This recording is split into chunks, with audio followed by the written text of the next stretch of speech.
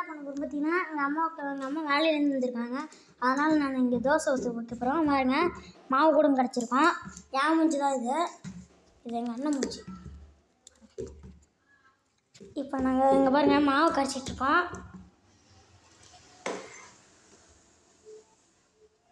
பாருங்கள், நான் எங்கள் அண்ணன் மாவு கரைக்கிட்டோம். நம்ம போய் தோசை போடுவோம். வாங்க ஆரம்பிக்கலாம்.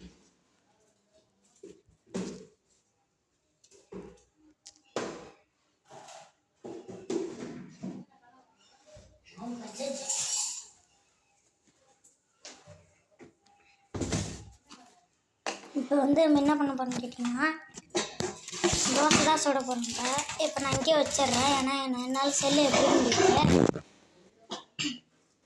இப்போ